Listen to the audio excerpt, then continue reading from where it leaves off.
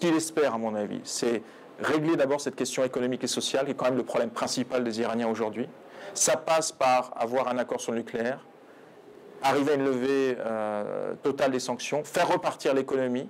Et franchement, s'il arrive à faire ça, il sera en situation de rapport de force pour imposer d'autres réformes importantes qui se concernent effectivement ce domaine des libertés civiles et des droits individuels en Iran, et on va dire des libertés politiques tout court. Sur le plan positif, ce qui est très important pour les Iraniens, c'est que l'inflation a ralenti.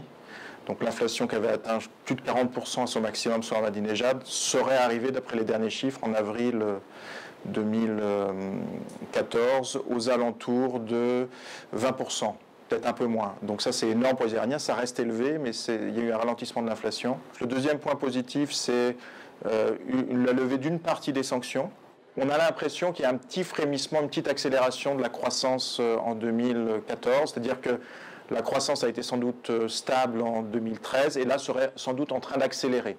Bon, du côté du point noir, c'est que le problème du chômage et de la pauvreté reste un problème crucial en Iran. Il faut savoir qu'il y a à peu près, du fait des tendances démographiques, à peu près, on va dire, au moins 800 000 personnes qui arrivent chaque année sur le marché du travail en Iran, et notamment, il y a beaucoup d'étudiants très bien formés. On estime le taux de chômage véritable en Iran proche de 20%. C'est le problème principal actuellement du gouvernement iranien. Le deuxième problème, c'est en fait lié à la question des sanctions.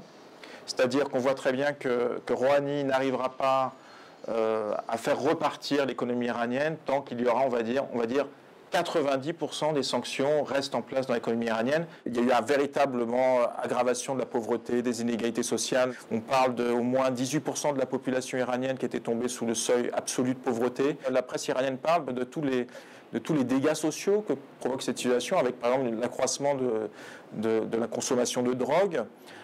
Ils ont un fort taux d'accroissement du nombre de prisonniers en Iran. Je crois qu'on est passé de 100 000 à 200 000 personnes. Et une grande partie des personnes qui sont liées à la question du trafic de drogue. Donc, plein de montée de la petite criminalité, plein de phénomènes sociaux qui sont évidemment liés à l'aggravation des tensions sociales, la montée de la pauvreté en Iran sous Ahmadinejad.